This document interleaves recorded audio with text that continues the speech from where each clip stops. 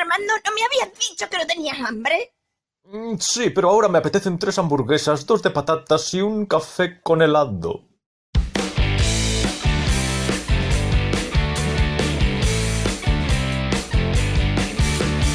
Hola Marcos, Hola, Armando. muy buenos días. Buenos días. ¿Qué tal?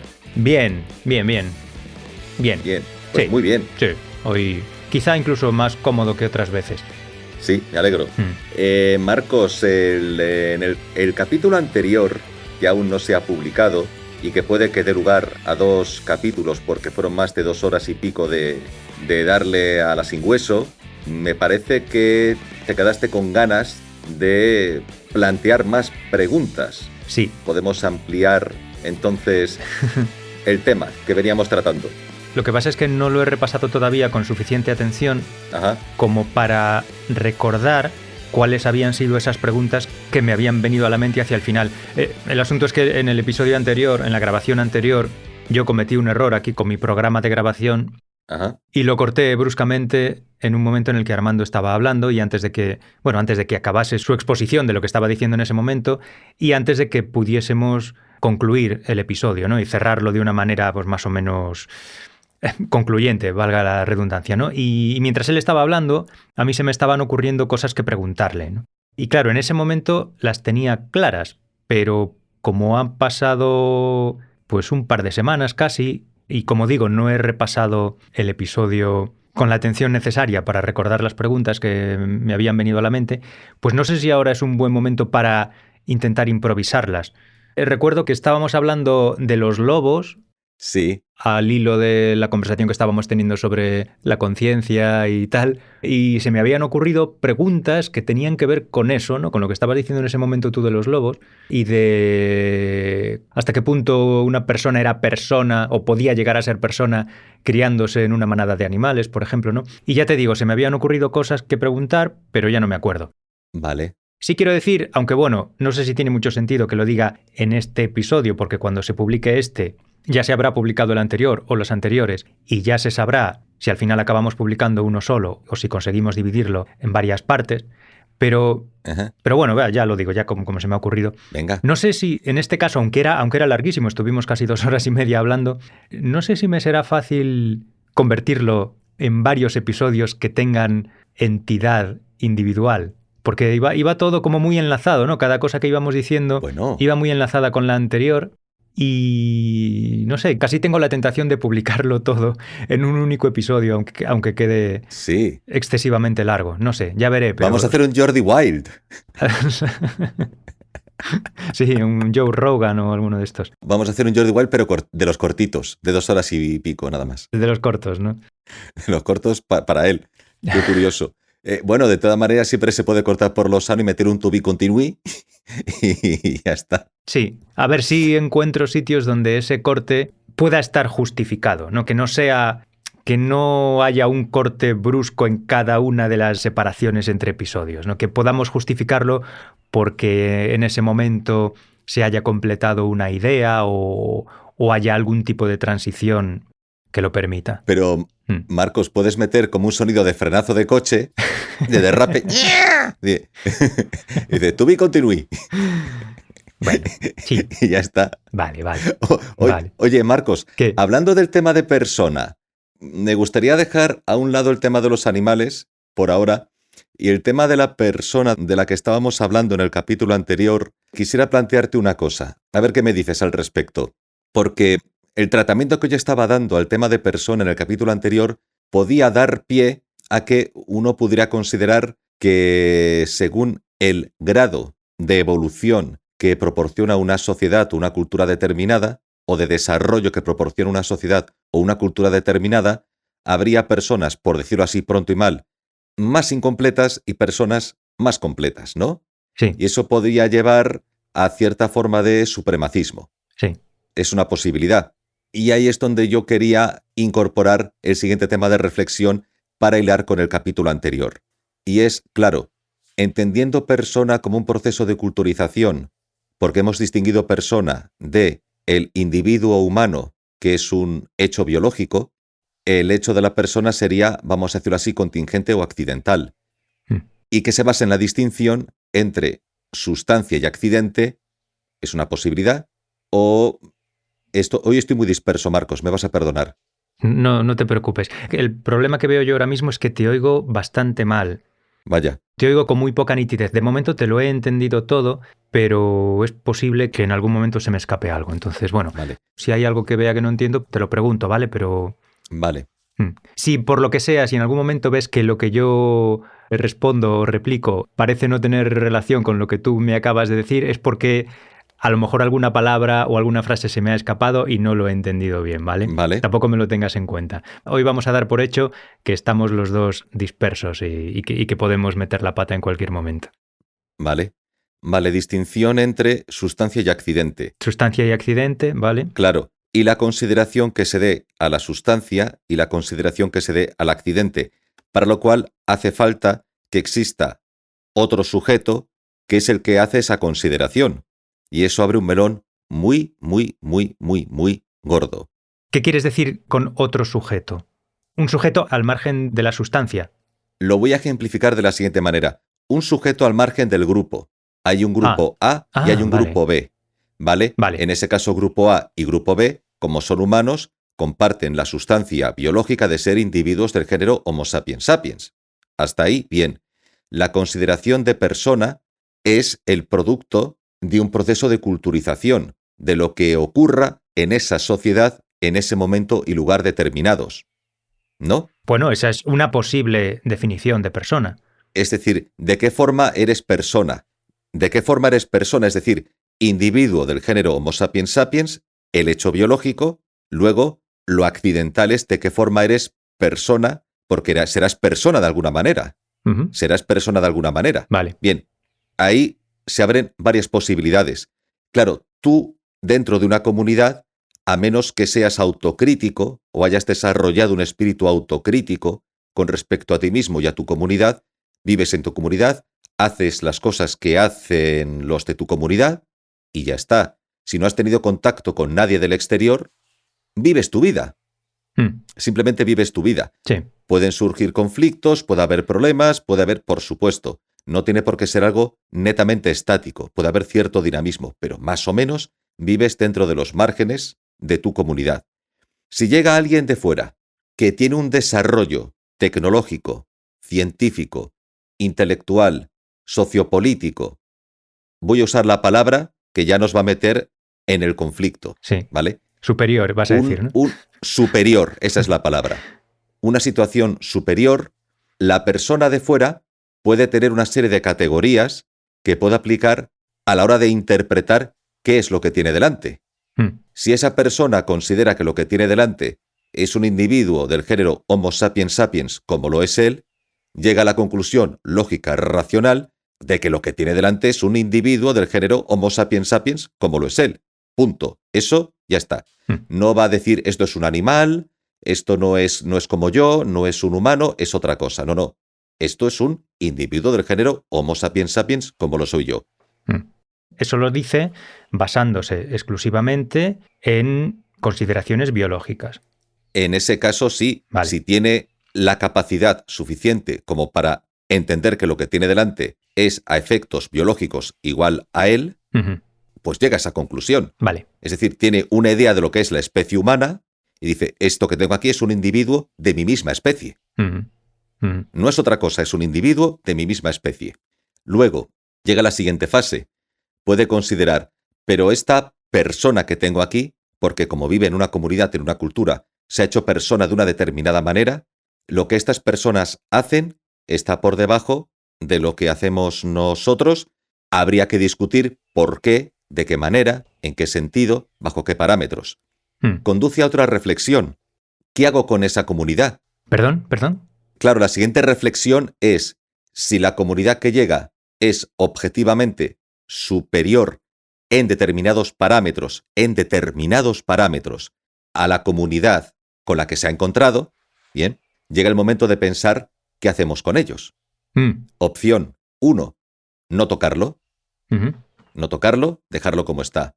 Opción 2, intervenir de la forma más amable posible, quizá con la idea de que, oye, si son como nosotros, porque son individuos de nuestra misma especie, pero consideramos que están en un estadio tal que tienen una serie de carencias con respecto a nosotros, puede existir el deseo de compartir nuestro conocimiento o nuestra cultura porque consideramos que es una forma de que ellos se equiparen a nosotros y mejoren su situación, lo cual es verdad que también supone una consideración previa de que estamos por encima de ellos. Ujú.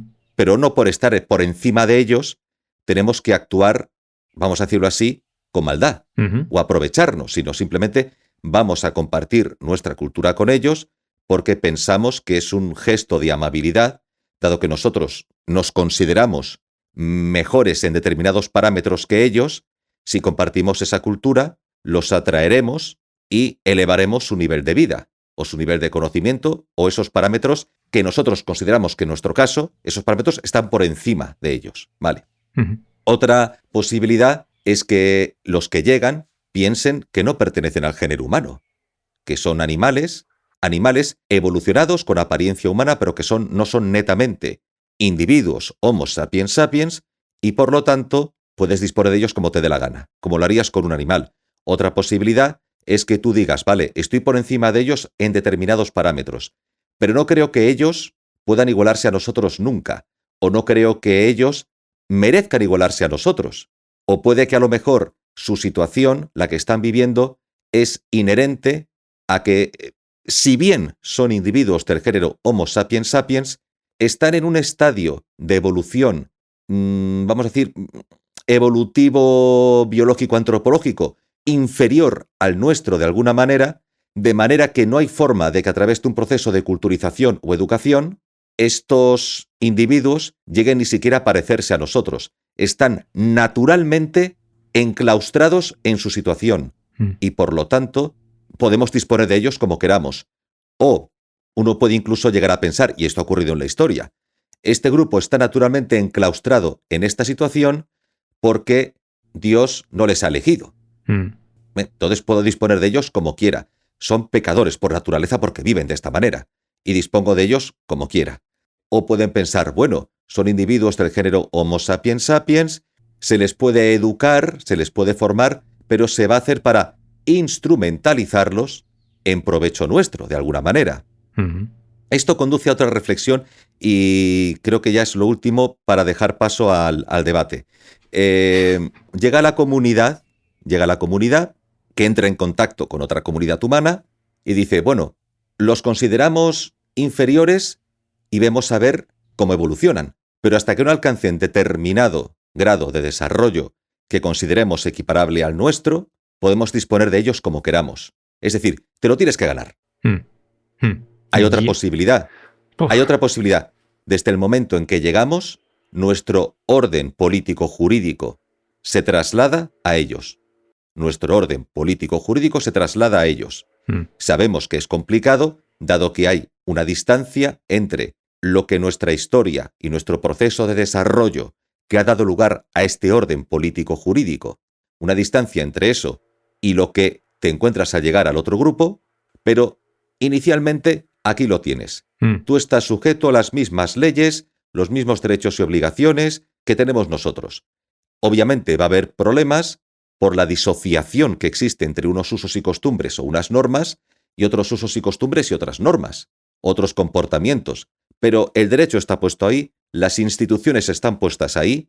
Eso significa que, a menos que tú incumplas estas normas, tú eres un igual a nosotros político-jurídicamente, y entendiendo que puede haber una distancia cultural temporal, ese proceso será un proceso de educación, un proceso de trabajo, un proceso de interacción, que veamos qué resultados va dando. Creamos el marco que garantiza que la comunidad de llegada no va a poder abusar de la comunidad a la que ha llegado, no va a poder abusar, no va a poder asesinar, no va a poder violar, no va a poder maltratar, ¿vale? Como tampoco está permitido en nuestra propia comunidad. No digo que no se produzcan violaciones, asesinatos y maltratos, ¿vale? Porque los que llegan no son ángeles, pero significa que al menos hay un marco jurídico que dice, nosotros no podemos hacer esto contigo, igual que nosotros no podemos hacer esto entre nosotros sin consecuencias, y tú no puedes hacerlo, no podéis hacerlo entre vosotros sin consecuencias, no podéis hacerlo contra nosotros sin consecuencias, igual que nosotros no podemos hacerlo contra vosotros sin consecuencias, porque estamos dentro del mismo marco político-jurídico. Entonces, a lo mejor, la consideración de persona, en este caso, si lo entendemos como un DNI, por decirlo así, ¿vale? Como una carta de ciudadanía. En este caso, ¿vale? Esa consideración de persona viene dada. Toma. Luego, la materia de lo que es la persona, lo material, lo accidental, lo contingente, será producto de un proceso de interacción que dará como resultado lo que sea que vaya a dar como resultado, pero inicialmente las instituciones y el derecho vienen dados. La autoridad, el poder, la coerción, la fuerza, igual que existirá en su comunidad, existirá en la nuestra de alguna forma. Un liderazgo, ¿no? Porque eso viene dado antropológicamente. Tiene que haber algún tipo de liderazgo, algún tipo de norma de comportamiento, algún tipo de usos, costumbres, lo que sea. Dicho lo cual, mira, es que esto me lleva a Star Trek. Me estoy enrollando mucho. Porque si bien soy muy trekkie, también, claro, el gusto por el mundo de Star Trek o el gusto por las series de Star Trek no me hace un fan acrítico con lo que veo en Star Trek. Incluso a la propia Federación de Planetas, ¿vale? O sea, no lo imagino como algo ideal a lo que yo quisiera aspirar, todo lo que sucede en la serie, ¿de acuerdo? Simplemente la serie me lleva a pensar sobre cosas. Creo que alguna vez, hablando de Star Trek, este tema ya lo comentamos, pero aquí creo que puedo desarrollarlo porque viene muy a cuento de lo que estamos hablando o de lo que creo que estoy hablando en el día de hoy, porque no sé qué ha pasado, que me he tomado un café y me acabo de venir muy arriba. Vale, creo que voy a terminar en un par de minutos. El mundo de Star Trek. La Federación de Planetas tiene la llamada primera directriz. ¿El qué? ¿El qué? Perdona, es que de vez en cuando pierdo alguna palabra. La Federación de Planetas de Star Trek tiene la llamada primera directriz. Ah, vale. La primera directriz es que tú no puedes entrar en contacto con otra civilización que no haya desarrollado el motor de curvatura. Vale. Hasta que una civilización no ha desarrollado el motor de curvatura, tú no puedes presentarte a ellos, ¿vale? Una vez que han desarrollado el motor de curvatura, ya te puedes presentar a ellos y decirles, mira, no estáis solos. Más pronto que tarde vais a tener la capacidad, porque el motor de curvatura, bueno, claro, también lo tienes que desarrollar una vez que lo inventas, para alcanzar mayor potencia, mayor velocidad y poder cubrir mayores distancias. Más pronto que tarde, gracias a esta tecnología, vais a llegar a otros mundos y vais a descubrir que hay otras civilizaciones. Vais a poder desplazaros por otros sitios. Entonces, ahora tenéis la tecnología, pero antes de que os lancéis al océano cósmico, nosotros os vamos a monitorizar. Y si vais cumpliendo una serie de requisitos, podréis incorporaros a la Federación de Planetas. Uno de esos requisitos, y esto nos pasó a nosotros los humanos. Nosotros estábamos en un periodo de posguerra, de una tercera guerra mundial, cuando se desarrolló, en el mundo de Star Trek, claro. Quiero decir, cuando en el mundo imaginario de Star Trek, cuando un científico desarrolló el motor de curvatura. Los vulcanianos detectan que los humanos lo han conseguido y entonces se produce el primer contacto. Los vulcanianos dicen, hola, no estáis solos, estamos aquí, somos tecnológicamente superiores a vosotros, muy superiores a vosotros. Habéis conseguido esto y más pronto que tarde os vais a lanzar al océano cósmico de planetas. Os vamos a monitorizar. Si no acabáis con el hambre, la guerra y la enfermedad, daros por desaparecidos. Si lo conseguís, y os vamos a ayudar en el sentido no he oído lo último que has dicho, Armando, lo siento. Vale. Bien. Si no acabáis con el hambre, las guerras, bla, bla, bla. La enfermedad, sois una amenaza. Vale. Sois una amenaza para nosotros y obraremos como estimemos oportuno. Vale. ¿Vale? Somos objetivamente superiores a vosotros. Objetivamente. Entonces, como podéis representar una amenaza para otras civilizaciones, incluida la nuestra, que en términos cósmicos en el mundo de Star Trek no estamos tan lejos, vosotros y nosotros, realmente no estamos tan lejos, tu planeta, nuestro planeta no está tan separado, o está toma por culo realmente, pero en términos, una vez que tienes la capacidad warp y en pocas décadas podéis llegar hasta aquí. Y como no queremos líos y como no queremos problemas, ahora tenéis que acabar con el hambre, la guerra y la enfermedad en vuestro planeta. Y además tenéis que hacerlo por vosotros mismos. No os vamos a ayudar, os vamos a tutorizar, a monitorizar, pero no os vamos a proporcionar nuestra tecnología así tal cual, porque no estamos seguros de que hagáis un uso responsable de ella. Entonces, las décadas siguientes al primer contacto son las décadas en las que los humanos, con el temor o por el temor a que los vulcanianos puedan incluso llegar a acabar con ellos, se ponen las pilas y empiezan a superar el hambre, la guerra y la enfermedad. Cuando el planeta está netamente pacificado, se han acabado las carestías, vamos a decir, esenciales, ¿vale? Es decir, una persona no muere desnutrida. Una persona no va a morir en la Tierra, un humano no va a morir por desnutrición en la Tierra. Y la enfermedad, entendiendo, hombre, en el mundo de Star Trek hay enfermedades, y hay gente que muere por enfermedades de otros planetas y tal, pero lo que viene a ser lo esencial de las enfermedades, lo que hay a día de hoy, más o menos se ha solucionado, desaparecido, entonces ya estáis preparados. Estáis preparados y ahora sí os acogemos amorosamente. Viene a ser un poco lo que sucede en el mundo de Star Trek, que parte de esa primera directriz. Te pongo esto como un ejemplo en el que los vulcanianos deciden obrar de esa manera. No comparten la tecnología, no los integran inmediatamente, simplemente dicen, estamos aquí y os podemos machacar, nosotros somos pacíficos, nosotros no vamos por ahí conquistando otros planetas, arrasando ni matando, pero obviamente si vosotros sois o podéis llegar a ser una amenaza para nosotros, que sepáis que os ponéis las pilas porque potencia militar tenemos. Otra cosa es cómo la usemos y con qué propósito. He soltado todo esto. No sé, Marcos, ¿qué me dices? Vale, antes de lanzarme a comentar nada, me gustaría que intentásemos resolver el problema del audio, porque te oigo muy, muy mal. Entonces, me resulta muy difícil seguir el hilo de lo que vas diciendo, ¿vale? Vale. Porque se pierden prácticamente todos los finales de frase, y muchos fonemas no son nítidos, o sea, te entiendo fatal, en resumen.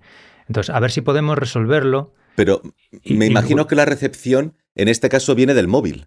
Yo tengo conectado una batería auxiliar, voy a quitarla. ¿Sabes lo que ocurre? Que muchas veces la batería auxiliar yo la pongo aunque la batería del móvil esté llena, porque de esa manera me evito que la batería se pueda agotar, no me dé cuenta y se corte la conexión. Ya. Lo que he hecho ahora es quitarla por si acaso. No sé si puede servir de algo. ¿Tú me estás escuchando mejor? Yo no sé cuál es la causa, no lo sé. No tengo ni idea. Otras veces pasaba algo parecido, te cambiabas de cascos y de repente te empezaba a oírte bien. No sé cuál es la causa, pero lo que sí sé es que para mí, sí, tener la conversación en estas condiciones no es sostenible, porque no puedo concentrarme en lo que dices. Acabo de cambiar los cascos de sitio. Vale, ahora sí te oigo bien. Ahora mismo los cables ya no se tocan entre sí. Vale. Porque antes estaban un poco revueltos. No sé si puede servir o no de algo. Ahora parece que te oigo bien. ¿Mejor? Pues he puesto el cable azul en el móvil y el negro en el interfaz. Pues toma nota de esto. Toma nota, haz una foto o toma nota o apúntalo en algún lado para que no se te olvide nunca. Vamos a hacerlo siempre así. Vale. ¿Ahora mejor? Creo que sí. Tú anótalo. ¿Ahora mismo? Sí, ahora mismo, sí. Ahora mismo.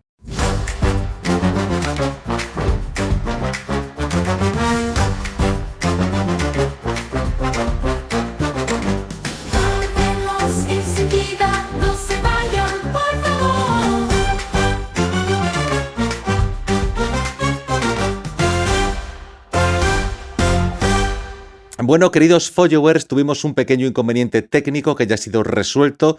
Estamos enlazando con la conversación con la que iniciamos el podcast, que iba sobre... Bueno, ya llegábamos a la respuesta que me va a dar Marcos a todas las cuestiones que he planteado.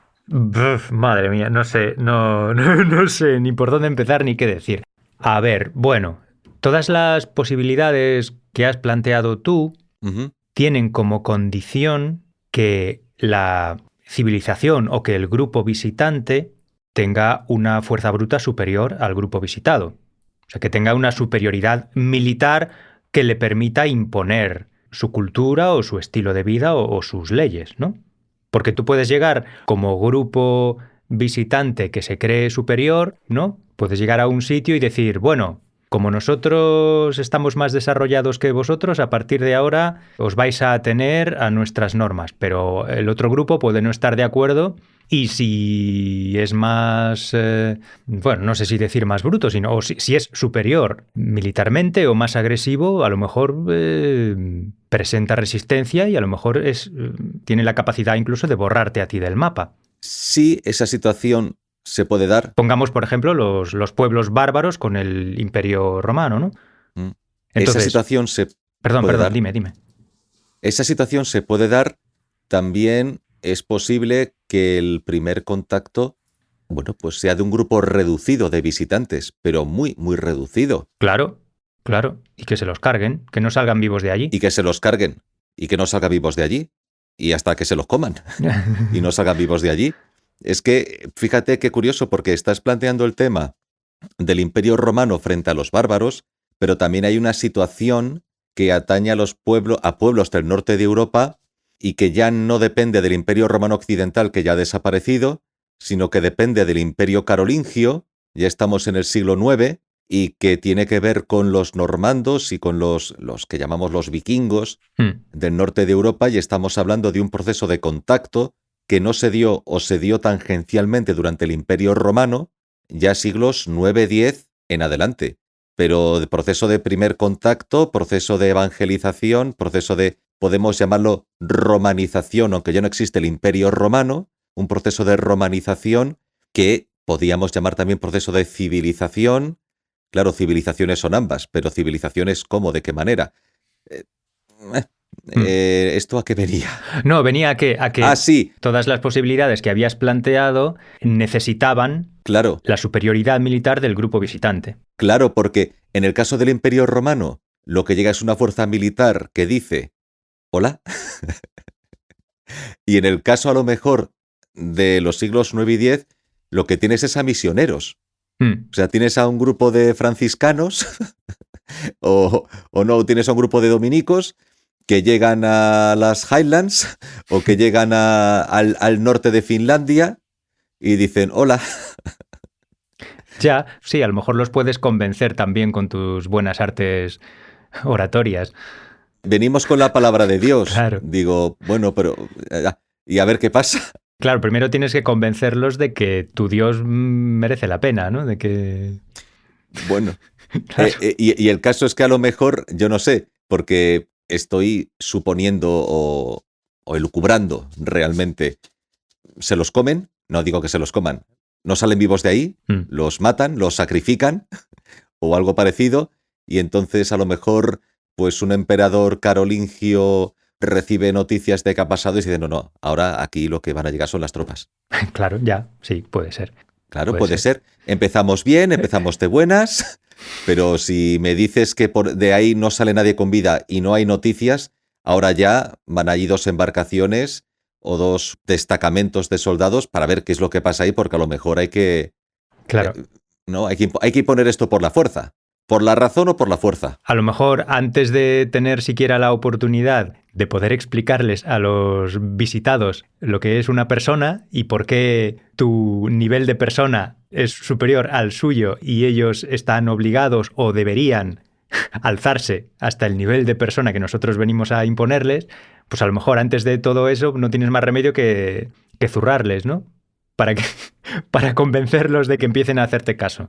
A lo mejor no necesariamente zurrarles, a lo mejor hacer acto de presencia y que ellos tomen la decisión de si quieren enfrentarse a una fuerza superior, militarmente hablando, o no. Tiene que haber algún tipo de amedrentamiento, ¿no? Algo que a ellos les haga sentirse, no sé si abrumados, pero intimidados. Obligados. Intimidados. O intimidados, sí. No tienes por qué zurrarlos, puedes simplemente intimidarlos. Sí. Que, oye, pues mira, está claro que o nos portamos bien o de esta no salimos.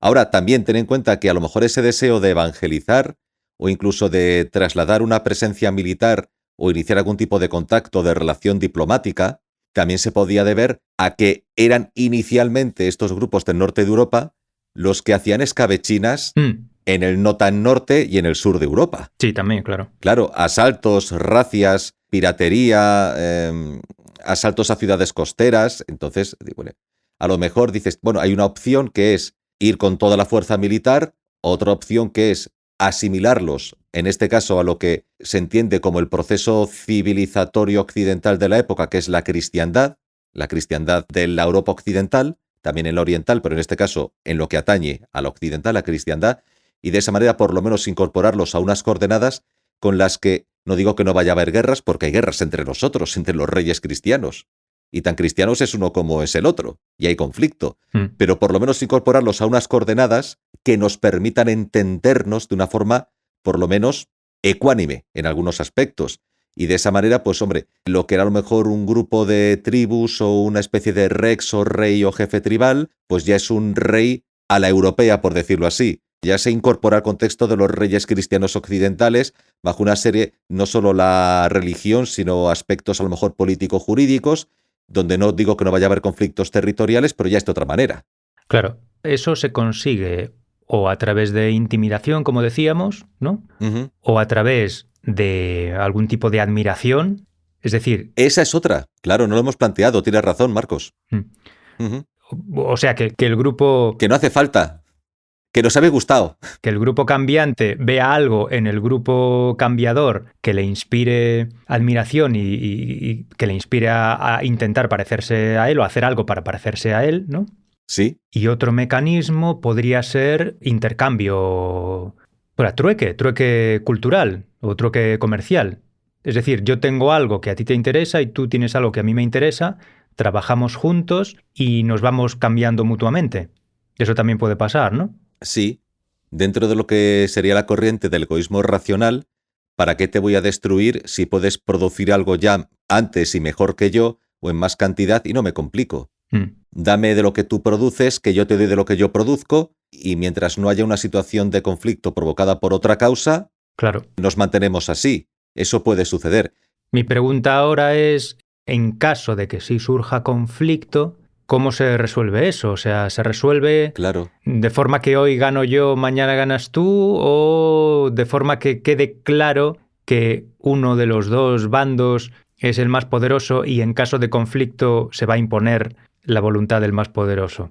Bueno, hay una alternativa, que es, podemos establecer un marco, un contrato, ¿no? Algún marco que no es ni mi marco ni tu marco de referencia político-jurídico, sino que es el marco que establece las relaciones entre nosotros, Ya. estableciendo derechos y obligaciones. Y en caso de incumplimiento, puede haber una acción justificada, no desde tu punto de vista moral, sino desde tu punto de vista procedimental. Es decir, Claro. estas son las reglas, tú las has incumplido y yo tengo el derecho a actuar de esta manera porque tú lo has incumplido. Esa es una opción. Todos los dos grupos se someten al mismo régimen y hay algún tipo de institución común a los dos grupos que es la que hace que se cumpla ese régimen sin que eso se tome como una imposición de uno de los grupos sobre el otro, sino que es un acuerdo al que se llega comúnmente, ¿no? E incluso aunque fuera impuesto, la traslación de un determinado régimen político-jurídico no significa la aniquilación del régimen del otro. Puede haber una adaptación, una especie de metamorfosis. Pueden quedar cosas o se pueden transponer, se pueden formalizar a un régimen político-jurídico, pero que materialmente recoge aspectos que son propios del otro grupo humano. Lo interesante en este caso es que se cumplan las normas. Es decir, a lo mejor dices, vale, es que nos han impuesto tal, es que esto, bien, pero esto que te atañe a ti, también me atañe a mí. Yo te puedo exigir, pero tú ahora también me puedes exigir a mí. Yo quedo sujeto igualmente. Tú tienes que cumplir, pero yo también tengo que cumplir. Y en eso nos igualamos. Claro, porque si no se da eso, al final se está en una situación de conflicto constante, de guerra continua. Permanente, y la única forma de sostener la situación en el tiempo es a través de la imposición. Claro. De la pura fuerza, porque siempre va a haber una queja por parte del otro. Claro, tiene sentido. Es que, claro, lo que decías antes, que me gustaría desarrollarlo, es muy interesante. Es que estamos hablando del que llega y el que está ahí, cuando llega el otro, puede que desde el primer momento sienta una suerte de admiración o interés que le diga, no, que nos sumamos a esta moda. Es decir, que nos habéis gustado. ¿Qué tenemos que hacer? ¿Dónde firmamos? Es decir, bienvenidos. ¡Guau! ¡Qué bien! Sí. ¡Americanos! No, de nada, con alegría, claro. Ya. Quiero ser como tú. ¿Qué tengo que hacer? Sobre el tema de la interacción, eso es muy importante porque tú puedes llegar a un lugar y tienes que plantear cuáles son los términos de la interacción. Habrá comunidades políticas que decidan que la interacción es puramente comercial. Habrá otras sociedades que decidan que la interacción, y para eso hacen falta leyes, normas, digan, no, aquí todos se pueden casar con todos, aquí todos pueden, con perdón, y lo diré rápido y mal, aquí todos pueden follar con todos, no hay ningún problema, mezclémonos y veamos qué sucede. Surgirá algo diferente a la suma de las partes. Otra comunidad política que diga, no, aquí no nos mezclamos porque... Y piensas, claro, puede ser por un supremacismo de carácter racial o puede ser por una cuestión de prudencia, que es donde yo me imagino que cuando una comunidad parece que solo quiere comerciar, dices, uy, qué civilizados. Digo, espérate un momento. Es que a lo mejor esto es la antesala de algo que está por venir. Claro, tú puedes hacer una conquista en sentido estricto. Conquistas un territorio y luego las normas, las instituciones, la interacción, bien, pero partes de un acto violento inicial, al menos que la otra comunidad quiera pactar. Si no quiere pactar, habrá violencia. Bien. Y a lo mejor otros llegan e inicialmente, no, si solo queremos comerciar con vosotros. Montamos aquí una pequeña colonia, nos asentamos, no queremos problemas, solo queremos comerciar, no os preocupéis. A lo mejor lo que están diciendo es, no somos todavía lo suficientemente fuertes para acabar con vosotros. Entonces, por ahora vamos únicamente a intercambiar, ¿vale? Solo intercambiamos. Que cuando seamos lo suficientemente fuertes, y por supuesto, casarnos entre nosotros, no, las leyes son muy estrictas. Aquí es que ni siquiera sexo, es decir, ni sexo ni matrimonio. Claro, ¿por qué? Porque son respetuosos. Espérate, a lo mejor después dice, no me voy a casar contigo, no vamos a tener hijos, porque eso va a crear unos vínculos que de cara a mis planes a futuro hacia vosotros no son convenientes. No son convenientes este tipo de interacciones.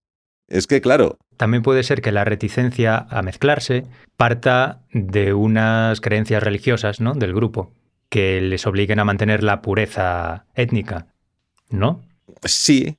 Es decir, si yo me considero parte de un pueblo elegido por Dios, sí, y esa pertenencia, no sé, tiene como una de sus condiciones que no haya mezcla con otros grupos, pues bueno, pues al final, aunque yo no sea agresivo, ¿no?, aunque yo no tenga intención de imponerme a otros grupos y simplemente me conforme con negociar con ellos, con comerciar con ellos, pues para prosperar, ¿no?, económicamente, pues me mantengo en mi círculo cerrado porque digamos que Dios me ha hecho así y lo ha querido así.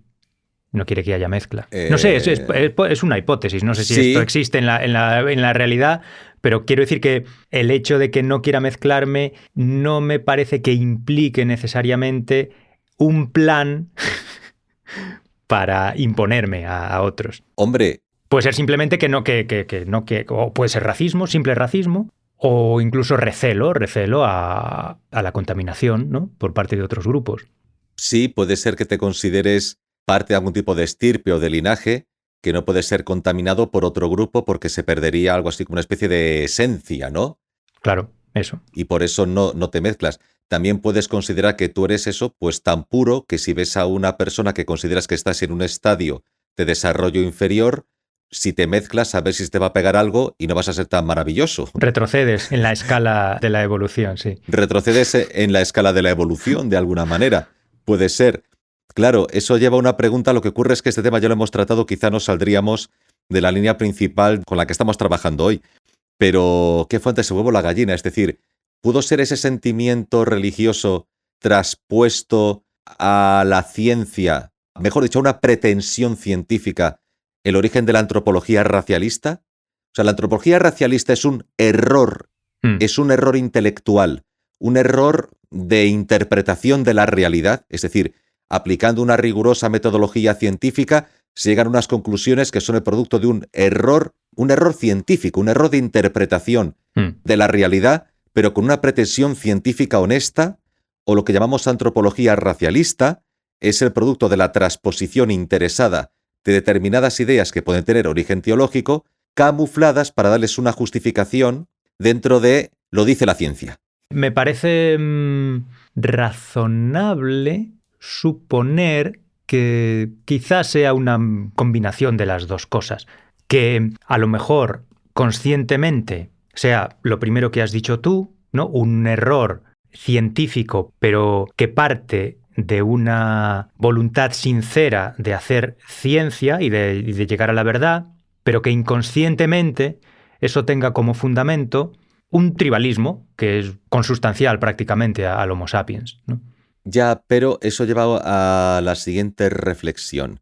¿Te acuerdas cuando hablé del marco político jurídico y de la posibilidad de que tú establezcas un pacto, o sea, un régimen cuyas normas y leyes sirven únicamente a la interacción entre dos regímenes que tienen sus propios formatos políticos jurídicos, o que uno le diga al otro, no, ahora mi formato político jurídico se coloca por encima del tuyo, pero no cancela el tuyo, sino que hay un proceso de adaptación. Algunas cosas se mantienen, otras se eliminan porque son incompatibles con aquellos aspectos que informan, puede ser la religión, puede ser la filosofía, lo que sea, informan y se materializan en ese ordenamiento político-jurídico.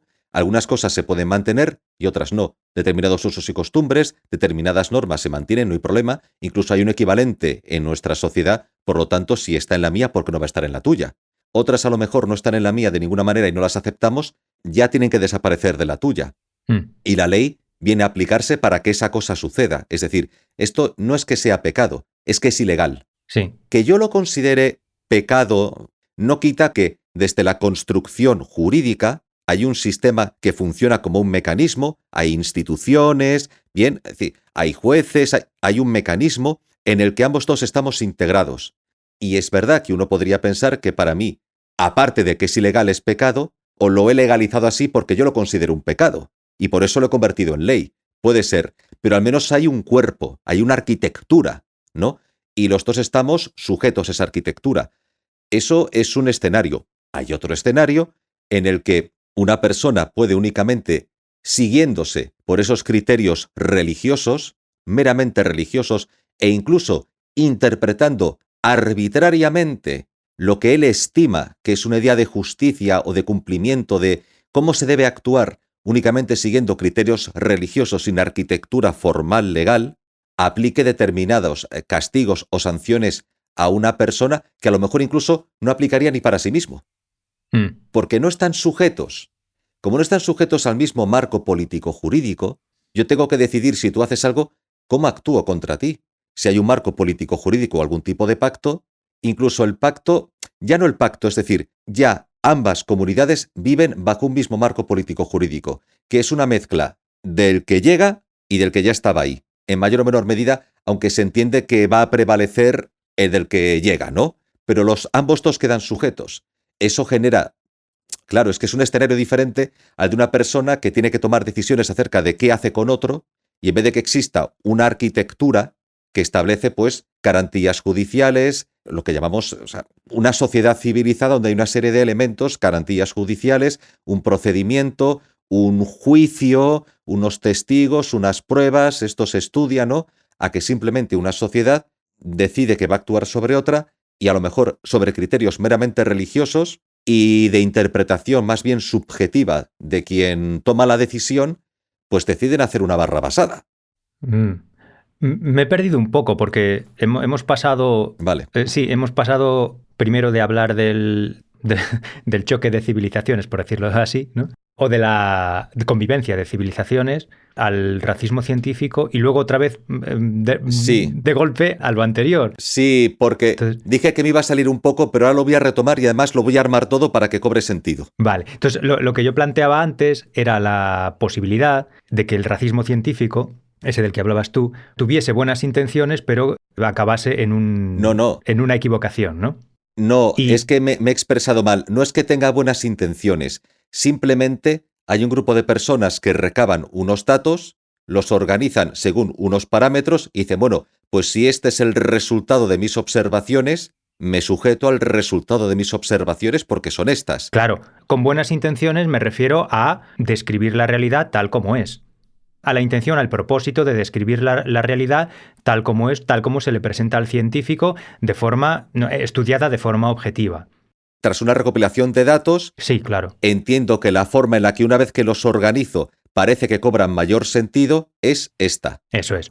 Entonces, yo planteaba la posibilidad de que hubiese una combinación de eso con un fondo de prejuicio de superioridad racial basado en un tribalismo que es propio de los grupos reducidos, ¿no? Que es como evolucionó el Homo sapiens. Sí, endogamia, comunitarismo. Claro, la palabra tribalismo es que esto es interesante porque una cosa es, mira, Marco, ¿sabes qué sucede? Que una cosa es que tú puedes identificar a un grupo, según una serie de parámetros, la antropología tal, como un grupo tribal. Con tribalismo me refiero al rechazo de un grupo que es distinto al mío simplemente porque es distinto al mío, porque no coincide con mi grupo. Claro, te he entendido, pero yo creo que hay una diferencia entre que eso se haya mantenido siempre de esa manera, simplemente porque no has estado en contacto con otros grupos y eres más reacio a lo que viene de fuera, y otra cosa es que tú a lo mejor, incluso en algún momento de la historia de esa comunidad, no se ha dado esa forma de pensar, pero de repente por un cambio cultural, un cambio religioso, un cambio de interpretación de la realidad, un determinado grupo adquiere una idea de identidad que le conduce a mantenerse aferrada a esa identidad, mantenerla dentro de su grupo y no querer comunicarse con otros o no querer compartir o relacionarse con otros de una forma más abierta. Es que lo que yo creo es que ese tribalismo, que puede ser inconsciente, lo llevamos en mayor o menor medida en los genes, Sí. una gran mayoría de los humanos. El sentimiento de comunidad, por decirlo así, podemos llamarlo tribalismo, sí, claro, claro. No solo de comunidad, sino de miedo a lo ajeno. Miedo o rechazo de lo ajeno también. O prudencia, de todas maneras. Sí, hostilidad. O a la sí, y se. Claro, porque ¿hasta qué punto? Yo creo que esto ya lo hemos hablado alguna vez. ¿Hasta qué punto es producto del proceso de culturización o es una reacción casi instintiva? Es decir, descubrir hasta qué punto una reacción ante una persona que consideras ajena a ti, de alguna forma, o a tu comunidad, es el producto de prudencia, de prejuicios que has adquirido por información que puede ser errónea acerca de lo que tienes delante, o un producto natural de. Claro, porque igual que hay gente que puede tener ser más reacia al contacto con el otro, puede haber gente que sea más abierta. Claro, evidentemente sí, hay variación entre unos individuos y otros, hay variación. Claro. Pero en general yo creo que no es demasiado controvertido que el Homo sapiens es, además de un animal social, es un animal tribal. Entonces, Uy, qué interesante. yo apostaría a que ese tribalismo es algo innato que, claro, que se puede intensificar, ¿no? O exacerbar con la educación, ¿no? O con el ambiente concreto en el que uno se cría o en el que uno aprende a ser persona, en el sentido en el que tú definías la persona antes, ¿no? Pero yo creo que eso viene de fábrica. Es que, fíjate, has dicho animal social y animal tribal. Sí. Y la tribu es un tipo de sociedad. Pero animal social, fíjate, vamos a hacer un ejercicio. Sí. Animal social y animal tribal lo igualamos. Y luego planteamos el tema del zoon politikon, del animal político. Podemos plantear que ese tipo de comportamiento que es inherente a la idea de comunidad o de tribu, claro, partiendo de, oye, ¿cuál ha sido la evolución de la especie humana? ¿Cómo se ha organizado en pequeños grupos, claro, más o menos relacionados entre sí a lo largo de milenios, ¿vale? Ha sido de esa manera. Sí. Y de repente surge la idea del animal político. ¿Y qué es el animal político? El de la polis, el de la ciudad, el que está civilizado bajo la idea de la civis, o sea, de una ciudad. ¿Y qué es una ciudad? Ya no es una tribu donde no hay leyes escritas. Es un tipo de tribu. No, es un modelo de comunidad política donde se ha transicionado de una comunidad tribal donde a lo mejor no hay leyes escritas, no hay un cuerpo legal y a lo mejor la forma de cohesionar a la sociedad y de gestionar los conflictos se hace sobre el principio de autoridad de un líder, por ejemplo, el líder de la tribu, sobre el principio de autoridad del sabio, el sabio de la tribu. A lo mejor pues intervienen el sabio y el jefe tribal, es decir, esto es un arquetipo, es decir, es otra vez Aragorn y Gandalf, es otra vez Arturo y Merlín. Bien, está ahí. ¿Dónde estaba? O transicionamos a un modelo que podemos llamar comunidad política, la civis, la civilización, la creación de un estado, no digo de un gran estado, de una ciudad, donde hay un cuerpo legislativo que ha sido puesto por escrito, que es conocido por todos, que establece claramente, y son esos los deberes y las obligaciones y los castigos, ya no es uso y costumbre, está ahí, puede ser producto de usos y costumbres anteriores, pero al menos ha sido puesto por escrito tienes conocimiento, está ahí, tú decides si lo haces o no lo haces, y por lo menos es una garantía, aunque puedan parecerte injustas las leyes, por lo menos es una garantía de que sabes que si tú cumples esto, no te va a pasar nada. Y si lo incumples, te va a pasar esto. Sí. Es decir, no estás sujeto a una decisión arbitraria de la tribu con respecto a ti por una situación determinada. Sí. Entonces, por lo menos es una ventaja. Y eso hace que a lo mejor una persona que viene de fuera llega allí y dice, vale, estas son las leyes, tengo conocimiento de ellas, sé lo que tengo y lo que no tengo que hacer. Y eso me da a lo mejor una garantía, una seguridad frente a continuar en mi tribu. Es decir, aunque es muy posible que esas leyes escritas que están organizadas de una determinada manera, hay una arquitectura político-jurídica dentro de una comunidad, hay instituciones, hay una autoridad definida, una policía, un ejército, llámalo como sea, te da la seguridad de que si eso se hace bien, estas son las leyes, las cumples, no te pasa nada, no las cumples, estas son las consecuencias. Habría gente que a lo mejor, hablo en el pasado de comunidades tribales, dijera, es que aquí me siento más seguro. Sí. Porque en el otro caso estoy sujeto a una arbitrariedad y a una serie de decisiones tomadas según criterio de un consejo de sabios o del jefe de la tribu, o de que se pongan todos de acuerdo en desmembrarme. Oye, que yo llego aquí, estas son las leyes, están puestas por escrito, puedo acceder a ellas, las conozco y por lo menos me da una serie de garantías que me permiten estar más tranquilo, más seguro. Entonces, que todos digamos qué tribu, qué tal, qué comunidad, qué tal, pero el zoon politicón, el animal político, el de la civis, el de la civilización, es el del... Y no pienso en Grecia, pienso también en una ciudad-estado sumeria. Pienso en un tipo de organización donde ya existe la escritura, donde las leyes se ponen por escrito, donde sabes a qué atenerte, y si esas leyes se cumplen, están puestas por escrito, es lo que es. Y ya no entro en una reflexión acerca de la moralidad, inmoralidad, justicia o injusticia de las leyes, sino que están ahí y se aplican de forma eficaz y sabes a qué atenerte. Claro. ¿Es una ventaja con respecto a otro tipo de forma de organización social? Sí, claro, pero creo que se puede entender que el ser humano actual se compone de distintas capas, ¿no? Tenemos la capa genética, que llega a ser lo que es a lo largo de una cantidad de tiempo enorme, ¿no? Y luego está la capa social o política, que se desarrolla a mayor velocidad. Entonces, que haya distintos tipos de organización política o que coexistan al mismo tiempo o que vayan sustituyéndose progresivamente unos a otros, no anula la permanencia de una realidad genética o innata que se ha ido inscribiendo en el ser humano durante miles y miles y miles y miles de años, ¿no? Durante mucho tiempo antes de que se llegasen a inventar, pues, por ejemplo, las polis griegas. O las ciudades-estado de Sumeria. Claro. Lo que quiero decir es que a lo mejor el tribalismo innato del Homo sapiens ha tenido muchísimo más tiempo para evolucionar, para desarrollarse, que la conciencia política o de justicia social, ¿no? Bueno, yo no he dicho... O de las ventajas que supone formar parte de una sociedad civilizada. Porque en la línea temporal que suponemos que corresponde a la evolución del ser humano, ¿no? ¿Cuánto tiempo hace que existe el Homo sapiens? ¿200.000 años? ¿300.000 años? Pues es que como luego van dando una fecha que se va alejando más en el tiempo... Sí, eso va cambiando según se averiguan cosas nuevas, ¿no? Pero supongamos que son 300.000 años.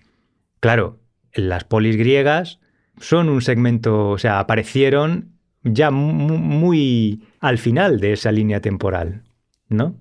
Correcto. Entonces, claro, cuando apareció la primera polis griega, el ser humano ya venía tribalizado perdido. Bueno, no, espera. Bueno, es que yo he puesto el ejemplo de la polis griega por la idea de la ciudad-estado, que también se da con anterioridad en Sumeria, pero también está el Estado, está el imperio, está otro tipo de organizaciones, ciudades que están organizadas en torno a una autoridad imperial, que son incluso anteriores, son anteriores a Grecia, a lo que llamamos... Es que esto, claro, es ajustar históricamente... Sí, que te he entendido, Marcos, te he entendido. En cualquier caso, se supone que la mayor parte del tiempo en el que ha existido el Homo sapiens, los seres humanos han vivido en grupos muy reducidos, sí, de individuos que no tenían demasiado contacto con otros grupos de individuos, básicamente porque había mucho espacio por donde moverse, ¿no? Entonces, cada grupo se supone que tenía un espacio de acción y espacio vital muy amplio que les impedía la comunicación constante y el intercambio cultural con otros grupos, o sea, lo que llamamos tribus, ¿no? Sí, Entonces, a lo que iba yo antes. sí, Ese tribalismo que se ha inscrito en el material genético humano, aunque no seamos conscientes de él, sí, aunque no nos identifiquemos con él ajá, racionalmente, ajá, me parece que no es descabellado pensar que está ahí influyendo sí, en nuestra forma de ver a los demás, en nuestra forma de comportarnos, en nuestras reacciones viscerales e instintivas a las cosas que nos pasan y a nuestro contacto con otras personas y con otros grupos. sí. ¿Tú crees que es un mecanismo de supervivencia, un instinto atávico que, aun a pesar de la educación, permanece? Sí, Porque es un mecanismo de supervivencia. sí. Claro, la educación cumple una función que es controlar o moderar reacciones que están vinculadas a nuestros mecanismos de supervivencia, para que no te lleven a cometer algo que es innecesario. Es decir, la clave de la educación es que una reacción que puede estar motivada por un mecanismo de supervivencia, cuando no está objetivamente en juego tu supervivencia, esa reacción no provoque un mal social, ¿no? ¿Cómo? No me perdió. Sí, lo repito. A través del proceso de educación, una serie de instintos atávicos que pueden estar sujetos a la supervivencia hacen que si hay una situación que no es objetivamente, hace necesaria la activación de esos mecanismos de supervivencia que pueden pasar por la violencia, por ejemplo, o la agresión. Lo que hace la educación es evitar que ante una situación que no requiere ese uso de la violencia para su solución, que no es una cuestión real de vida o muerte, evitar que tú hagas un uso de la violencia que no es necesario porque conduce a un mal social, Sí, ¿no? sí, ¿Vale? claro. Entonces, dicho lo cual, ¿tú crees que forma parte de ese mecanismo de supervivencia ese tipo de reacciones ante el otro? Yo, pues, a lo mejor sí, puede ser, sí, tiene que quedar algo. La pregunta, y enlazo con lo anterior, ¿te acuerdas cuando estábamos hablando de que si lo del marco jurídico, el que se comporta de determinada manera más subjetiva en cuanto a cómo se relaciona con el otro, o el que se sujeta a un marco que en un momento de intercambio o conexión entre dos grupos humanos se crea un marco que es igual para ambas partes y al que tienen que sujetarse para la resolución de conflictos? Claro, eso no significa que esa reacción... A nivel personal, habrá personas más abiertas y personas más cerradas. Habrá personas más dadas a experimentar lo novedoso y otras que no. Habrá personas incluso que tengan una reacción que no sé si es producto de una educación determinada o de unos valores determinados, o el producto de que tiene más interiorizado, más arraigado ese instinto tribal, esa reacción primaria de rechazo al que no es de mi tribu, por decirlo así.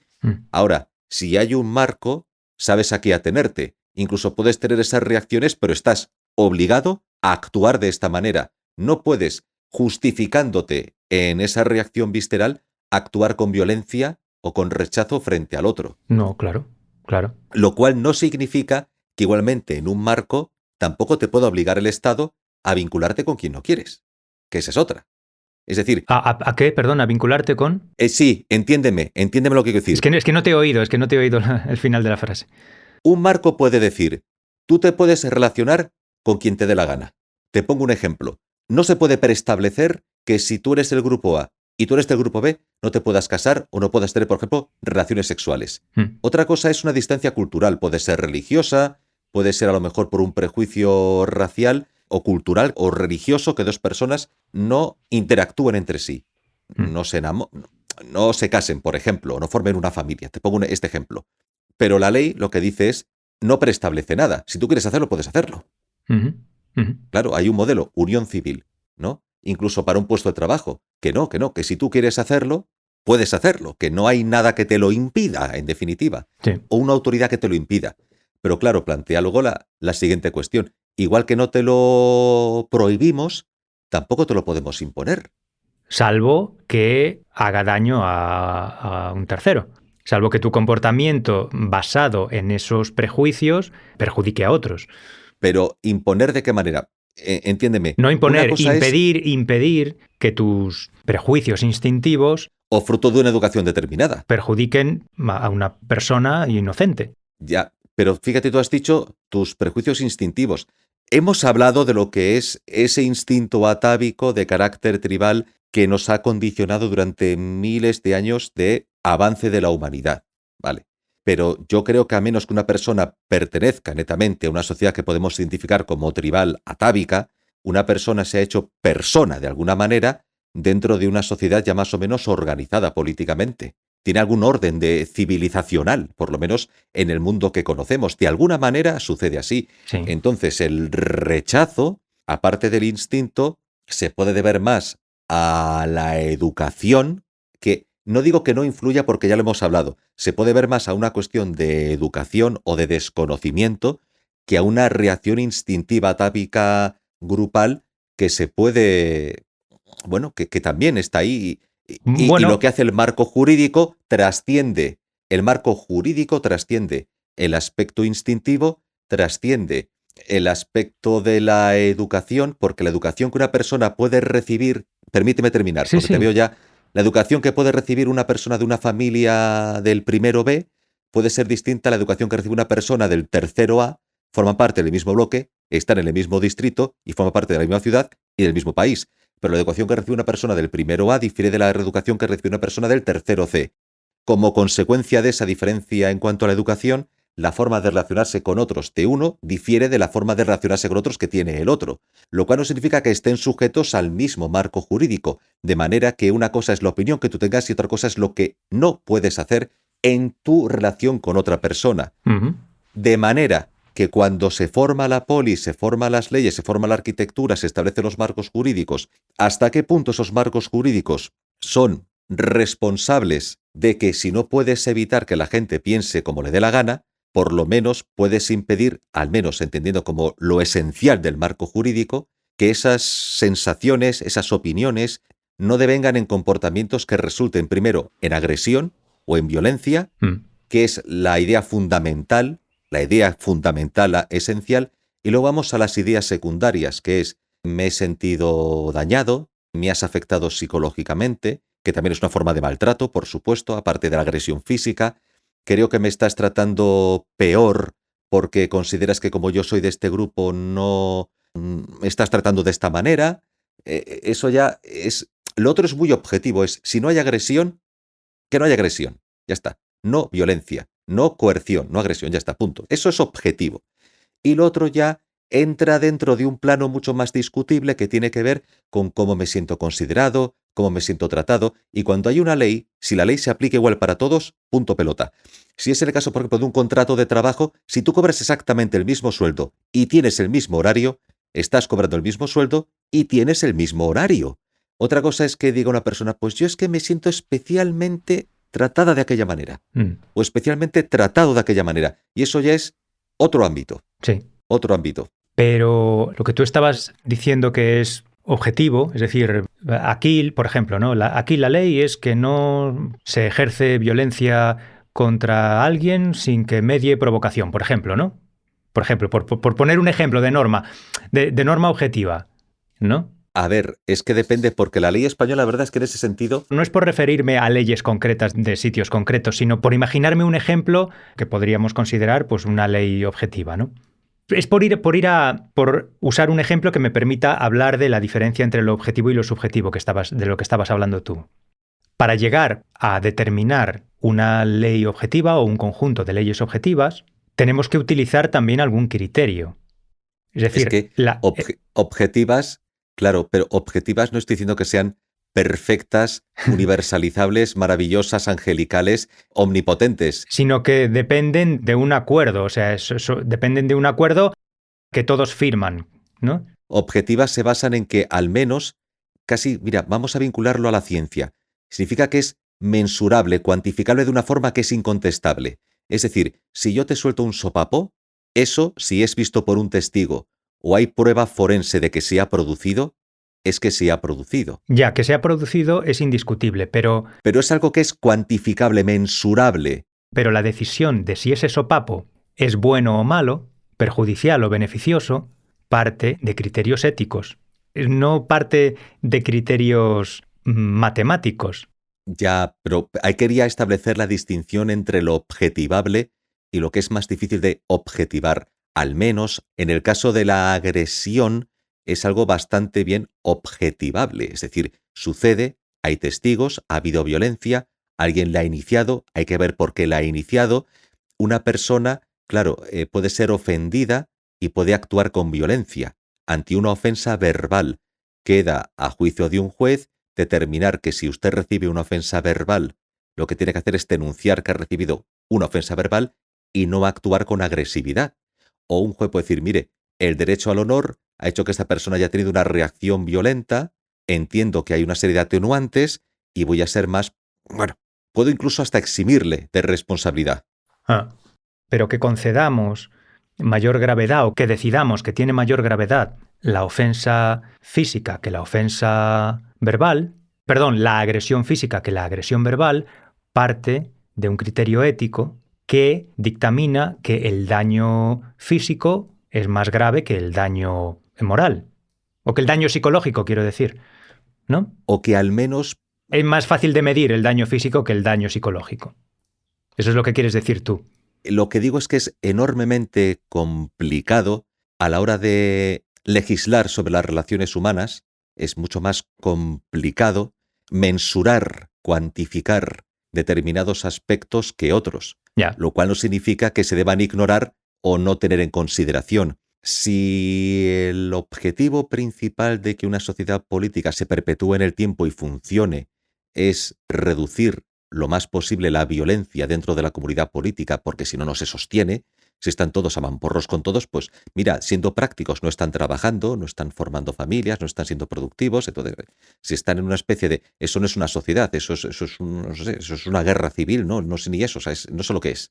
Son animales peleando entre sí, pues así no hay forma de que las cosas funcionen. Entonces, lo esencial en ese caso es la no agresión, porque al menos es algo que no...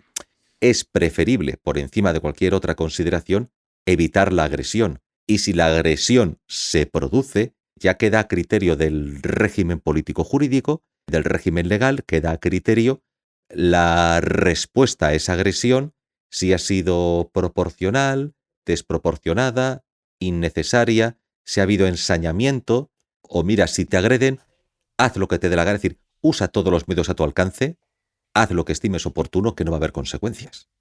Porque no puede ser que digas, no, es que te pegó, pues a ver, le pegó una bofetada. Es que intentó matarte, pero en vez de hacerle una llave de yude y reducirlo, te cortaste la cabeza. Digo, mire, vino a por mí con un cuchillo. Claro, oye, yo qué sé lo que me va a hacer. Claro, yo no puedo pararme en ese momento a calcular exactamente cuáles van a ser las consecuencias de su agresión y yo tengo que poder defenderme con todos mis medios. Con todos los medios a mi alcance y sea cuáles sean las consecuencias. Y puedes pensar, es que cuando ya lo tenías casi a punto, ahí pudiste elegir entre matarlo y no matarlo. ¿Por qué lo mataste? Por si acaso. Digo, pero usted... Por si acaso. Porque si lo suelto, yo no sé lo que me va a hacer. A lo mejor tiene otro cuchillo guardado por ahí. A lo mejor me acaba matándola a mí. Claro. No, es verdad. Claro. Es la... ¿Por qué? Para preservar mi vida. Para asegurar la preservación de mi vida. Yo estaba tan tranquilo, esta persona ha decidido atacarme sin que yo la provocase, tengo derecho a tomarme a esta persona como un agente agresivo contra mí, como un elemento agresivo. Si ha decidido atacarme una vez, no tengo derecho a imaginar que puede insistir en el ataque. Claro. ¿Dónde termina mi derecho a defenderme? Claro, pero es curioso porque dicho esto, que es muy razonable, luego me voy al caso, por ejemplo, de la legislación española, donde una persona entra a un piso con una intención aviesa, entonces le llega uno, tiene una escopeta, le pega un tiro y el que pegó el tiro pues va a la cárcel. Sí. O incluso a lo mejor ni siquiera lo llega a matar. A lo mejor le pega un tiro en el pie y el que recibe el tiro en el pie denuncia al... Sí, yo entré en la casa, yo entré con la intención de robar. Oye, si a mí me hubieran dejado llevarme algunas cositas, aquí no pasa nada, pero es que llegó este señor que me vio y no tiene otra idea que coger un escopete y pegarme un tiro en el pie. Oiga, señoría. ¿No? Claro, fíjate que eso, y nos vamos al otro caso. Un muchacho que, yo qué sé, es de la Cruz Roja y trabaja para la Cruz Roja y está buscando fondos, entra a una casa en un sitio por ahí en Estados Unidos, hay una verja que está abierta, él atraviesa la verja y entonces llega un señor que sale de repente de la azotea con un M16 Sí. y dice: no pisotearéis mis derechos constitucionales. Ya que estamos hablando de superioridades culturales y tal, yo voy a ser polémico y a decir que para mí en eso los Estados Unidos son superiores a nosotros. ¿Sí? No sé, a mí me parece de lo más lógico establecer la norma de que, no sé cómo decirlo, de que no se pueda invadir la propiedad privada de una persona sin su consentimiento y que esa persona tenga derecho a defender su propiedad como le dé la gana. No sé si estoy diciendo una burrada, es que no me estoy expresando bien. Lo que quiero decir es, te he entendido. lo que quiero decir es, si yo no te he dado permiso para entrar en mi casa, Claro. eres tú el que asume las consecuencias de lo que estás haciendo. El problema, la dificultad, claro, está en demostrar que efectivamente se ha producido una invasión no permitida. Porque, claro, esa norma le da coartada, ¿no? Por así decirlo, o sea, justifica a alguien que quiera cargarse a una persona, ¿no? Pues eso, le da coartada, le da rienda suelta para cargársela y luego aducir que se la ha cargado porque ha invadido su propiedad. Ya. Que imagínate que a mí me cae mal mi cuñado, viene a visitarme, yo le abro la puerta, digo, hola, ¿qué tal? No sé qué. Entra dentro ¡Pum! Y cuando está dentro le pego un tiro y luego digo, no, es que se ha colado en mi casa sin mi permiso. Yo me imagino, quiero creer que habrá legislaciones en Estados Unidos acerca incluso municipales que establezcan claramente cómo delimitar o cómo señalizar o colocar carteles que sea obligatorio, bajo multa, colocar determinadas señalizaciones obligatorias que indiquen a una persona: oye, mira, tú ya has visto el cartel, ya sabes que por aquí no puedes pasar porque te puede pegar un tiro. Ya, claro. ¿No? Claro, sí. Me imagino, para que quede claro, que no veas una verja abierta, un prado bonito y una casa bonita y entres para decir hola y te peguen el tiro directamente o te apunten con la pistola. Si a ti no te han dado permiso para entrar, tú no tienes por qué entrar en ningún lado. Por muy bonita que sea la casa. Pero si no hay un timbre, si no hay una forma de llamar, si la verja está abierta y no hay ningún cartel que diga prohibido el paso. Bueno, vale. Puede ser obligatorio que se ponga el cartel y que se avise, o puede darse por hecho que si no te han invitado expresamente, no tienes derecho a entrar. O sea, puede establecerse la norma, puede promulgarse la ley de que está prohibido acceder a un recinto privado salvo invitación expresa del propietario. Con lo cual no hace falta cartel. O sea, tú ya sabes que viviendo en ese país, si pones un pie en el jardín del vecino sin que éste te invite, éste tiene derecho a matarte. Es una norma posible. El problema que veo yo es cómo se demuestra eso cuando tú ya estás muerto. Si yo quiero deshacerme de ti, lo que puedo hacer es primero matarte y luego acusarte de invasor de propiedad. En ese caso llegaremos a un punto en el que cuando una persona te invitase a la casa tendrías que tener un medio de registrar la invitación o comunicárselo a alguien con algún tipo de prueba de que has sido efectivamente invitado para que en caso de que el otro se aproveche para acabar contigo, no ha estado justificado. Claro. Es que mira, Marco, yo recuerdo una vez, yo estaba en el pueblo y estaba tranquilamente en el pueblo y estaba mi tía la hermana de mi tía paterna, estaba ahí y una gitana se metió en la casa. Se metió con la idea de vender cosas. Hoy que vendo tal. Bien. Se metió con la idea de vender cosas, pero el caso es que se metió hasta el mismísimo salón. Es decir, traspasó la verja, la puerta estaba abierta, no estaba echada la llave, porque ¿para qué? En el pueblo. Y se metió hasta el mismísimo salón. Como llamaría al timbre, a lo mejor no contestó nadie, dijo, pues yo me meto a vender lo que sea. Yo me meto a la casa, me meto hasta el mismísimo salón. La intención podría ser esa, simplemente vender algo. Que ve que la casa está vacía y aprovecha para llevarse algo, no porque sea gitano o no lo sea, sino porque aproveche la situación para llevarse algo, ¿vale? Digo que es gitana no porque es que sucedió así, pero no quiero establecer con esto algún tipo de sesgo, no es mi intención, ¿vale? O sea, sucedió así. Ya, yo lo había entendido. Podía haber sido un vendedor ambulante que no tuviera nada que ver y... Vale, me has entendido, ¿no? Sí. No es eso. Pero es que la historia sucedió así. Bueno, que a lo mejor aproveche y se lleva algo, pues se lleva algo. Claro, ese es el contexto que efectivamente en Estados Unidos, si viviésemos en Estados Unidos, mi tía en ese momento tiene un arma a mano en un cajón donde sea, la coge el arma, a esta mujer la desterraja a tiros y no ha pasado nada. Claro. Sí, ahí el problema es si no hay testigos, ¿no? Si no hay testigos, claro, ¿cómo se demuestra? ¿Cómo se demuestra que no fue? Sí, pase hasta el salón. Claro. Es usted bienvenida, es usted bien invitada. Ahora, pum. Entraste en mi casa sin permiso. ¿Cómo se demuestra la invasión y cómo se demuestra, en caso de que no haya muerte, la proporcionalidad de la reacción? Claro, al final depende de lo que diga, ¿no? De la declaración de los supervivientes. Es difícil establecer una norma que valga para todos los casos. Sí. Marcos, ¿tú no tienes hambre? Bueno, ahora mismo no, pero podemos parar para comer. ¿Y para hacer un pipí? O parar directamente y comer. ¿Parar para comer o...? Parar y ya está, o sea, parar por hoy, comer y seguir haciendo nuestra vida.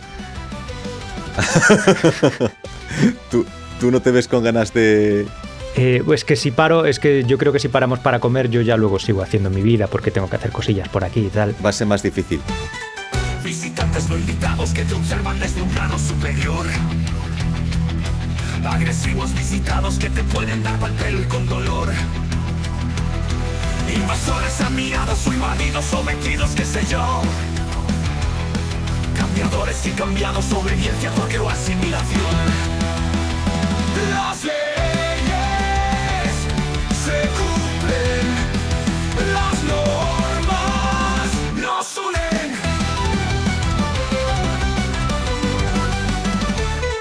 Ni tu marco ni mi marco nos regimos por un código común. Nos mezclamos yo contigo, nos mezclamos tú conmigo y el tuntún. O podemos no mezclarnos por racismo, por raza o religión, o por miedo al retroceso en la escala de la humana evolución.